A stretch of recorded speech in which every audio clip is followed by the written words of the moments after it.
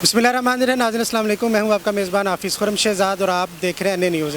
N news की team आज पहुंची है जराबाला में, जहां पर एक नाखुशगवार वाक़या पेश आया। एक साजिश के तहत मुसलमानों और जो अहले मसीह है उनको लड़ाने की साजिश की गई। उसके बाद कानून हरकत में आता है और गिरफ़्तारियाँ होती हैं।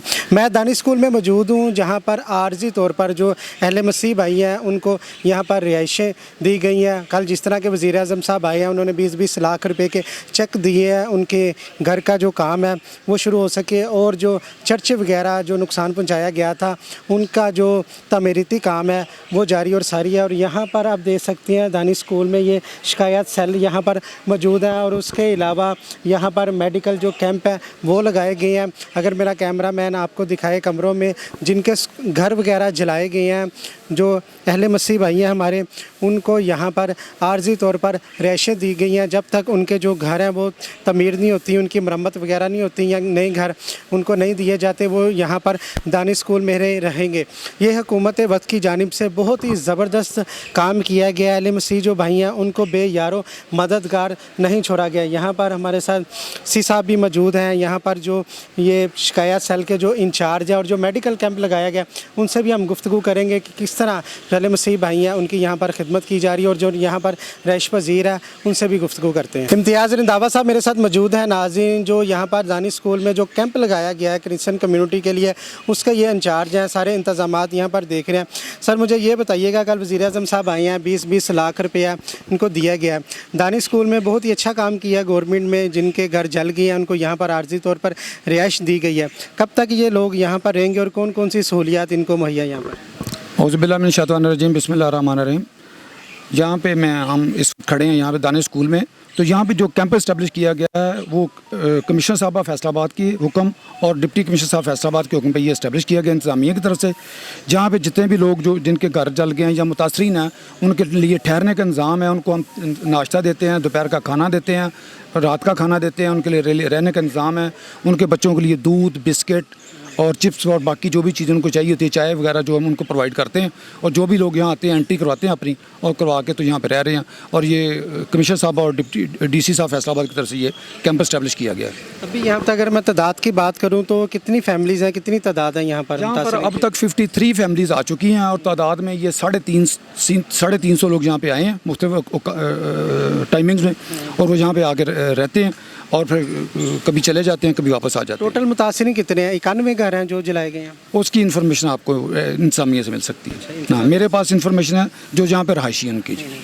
अच्छा, यहाँ पर मेडिकल कैंप भी लगाए गए हैं, पुलिस खिदमत काउंटर भी यहाँ पर कायम है, और यहाँ पर इनकी बेहतरीन ट्रीटमेंट भी की जा रही है। तो मेडिकल कैंप वगैरह ये सारा कुछ गवर्नमेंट की तरफ से है? ये सारा तो कोई फलाही इदारा भी काम कर रहा है? नहीं, फलाही इदारे आ रहे हैं, लेकिन ये जो कैंप है ये खालिस्तन कमिश्नर साहबा और डी साहब फैसलाबाद के हुक्म पर है, और यहाँ पे सारे इंतजाम सरकारी तौर पर हो रहे हैं। और इसमें प्राइवेट बंदे मतलब इस तरह की बाकी सहूलतें वो नहीं दे रहे, यहाँ पे सरकारी सहूलतें दी जा रही हैं। कैंप 24 घंटे काम कर रहा है? जी, ये 24 घंटे काम करता है जी।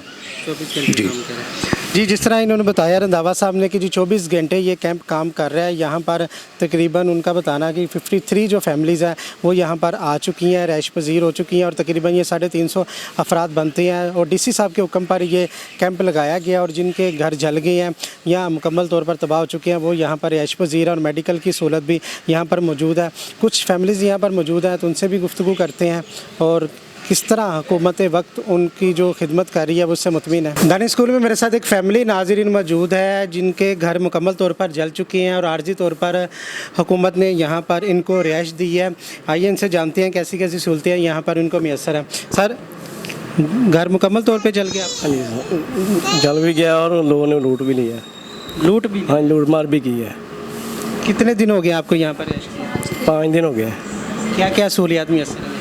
खाना दे रहे हैं, जूस दे रहे हैं, दूध दे रहे हैं, यही सहूलत दे रहे हैं। कोई राशन की नहीं दे रहे, कोई कैंप की नहीं कर रहे कि हमको तमीर के लिए। वज़ीर आज़म साहब आए थे, आपको भी चेक मिला? नहीं, पहली लिस्ट आई थी, मेरा नाम उसमें आया था, वेरिफिकेशन भी हो गई है। कल चेक दिए हैं उन्होंने लोगों को, लेकिन दूसरों को नाम ही नहीं लिए उन्होंने। क्या आपको भी आइंदा लिस्ट में नाम लिस्ट में मिल जाएगा? अगर नुकसान की बात करूँ, कितनी मालियत का नुकसान है? कम से कम काफ़ी है, 2.5-3 तोले जेवर था, और जो 70-80 हज़ार रुपया नकदी थी, किश्तों पे जगह ली थी, उसकी किश्तें देनी थी, कमेटियाँ देनी थी, सब ले गया, घर का कीमती सामान था जो तोड़ दी। मोटरसाइकिलें दो। हाँ जी। आप कुछ बता रहे थे जी, किस्तों पे आपने प्लाट लिया था? हाँ जी, किश्तों पे प्लाट लिया, उसके पैसे रखे वो भी ले गया। हाँ जी। अच्छा, जब ये लोग आए हैं तो आप उससे पहले ही वहाँ से निकल गए? हमें थोड़ी देर पहले पता चला, हमारे पास खेते हैं, हम बच्चों को लेके उधर छुप गए कमादों में।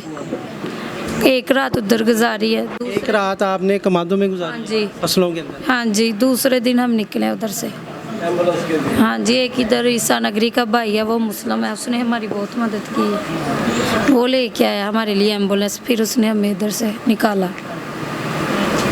ये नाज़रीन सूरत हाल है जी। एम्बुलेंस के ज़रिए ये फैमिली अपनी जान बचाकर यहाँ पर निकली। ये हमारा दीन इस्लाम भी इस चीज़ की इजाज़त नहीं देता। जितनी अक़लियत मुल्क पाकिस्तान में रहेंगी, उनकी हिफाजत करना हुकूमत वक्त का काम है, और हुकूमत वक्त अब हिफाजत कर भी रही है। जिस तरह दानी स्कूल में यहाँ पर उन्होंने रिहाइश दिया है, 3 टाइम का खाना दिया जा रहा है, और डॉक्टर्स की टीम यहाँ पर मौजूद है। तो डॉक्टर साहब की तरफ भी चलते हैं, उनसे भी गुफ्तगू करते हैं। और ये बहुत ही ज़बरदस्त इनिशिएटिव था हुकूमत पाकिस्तान की तरफ से जो लिया गया। जिनादी दानिश स्कूल के मैं मेडिकल कैंप में मौजूद हूँ। मेरे साथ डॉक्टर साहब मौजूद हैं जो यहाँ पर डेली पेशेंट चेक कर रहे हैं। इनसे गुफ्तगू कर रहे हैं। डॉक्टर साहब, कितने पेशेंट डेली आप चेक कर रहे हैं यहाँ पर, जो मुस्लिम बरादरी के लोग यहाँ पर रिहाइश पजीर हैं? जो यहाँ पर रिहाइश पसीर हैं हमारे पास, उनमें से तकरीबन हमारे पास डेली को 20-30 पेशेंट्स जो हैं ऑन एवरेज आ जाते हैं। ठीक है, तो उनको जो हर किस्म की अद्वियात हमारे पास मौजूद हैं आपके सामने। उसमें एसेंशियल मेडिसिन भी हैं, दर्द की दवाइयाँ भी हैं, एंटीबायोटिक्स भी हैं, हमने रखी हुई हैं। तो एक अच्छी कवरेज जो है वो पेशेंट्स को मिल रही है यहाँ पे।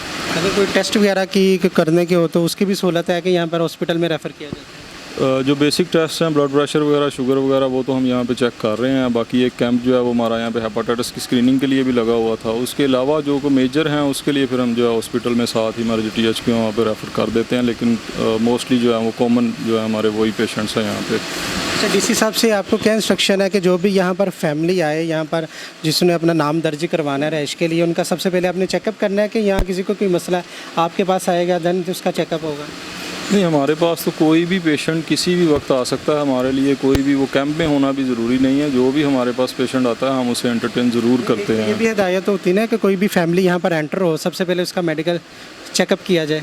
नहीं, उस तरह की कोई हिदायत तो नहीं है, लेकिन जो भी यहाँ पर हमारे पास पेशेंट आता है उसको हर किस्म का एंटरटेन जो है वो हम ज़रूर करते हैं। 24 घंटे ये सहूलत में? जी, ये तकरीबन सुबह 8 बजे से लेकर शाम 8 बजे तक डेली जो है वो ये कैंप लग रहा है। जी नाज़रीन, जिस तरह डॉक्टर साहब ने आपको हमें बताया है कि रोज़ाना यहाँ पर जो पेशेंट आ रहे हैं उनका चेकअप किया जाता है, ब्लड प्रेशर वगैरह यहाँ पर चेकअप किया जाता है। हेपाटाइटिस का एक अलग से यहाँ पर कैंप लगा है। कैमरा मैन आपको दिखाएं, आप देख सकते हैं पूरा दानिश स्कूल जिस तरह से इनके लिए सहूलियात फराहम की गई हैं। गवर्नमेंट की तरफ से ये अप्रिशिएट करने के काबिल है कि जिस तरह ही हुकूमत पंजाब के नोटिस में ये काम आया, हुकूमत पंजाब ने इसका नोटिस लिया और यहाँ पर इनको आर्जी तौर पर रिहाइशें दी हैं, और जब तक इनके घर बहाल नहीं हो जाते ये लोग यहाँ पर रिहाइश पजीर रहेंगे। इसी के साथ अपने मेज़बान हाफिज़ खुर्रम शहज़ाद को दानिश स्कूल से इजाज़त दीजिएगा। अल्लाह हाफिज़।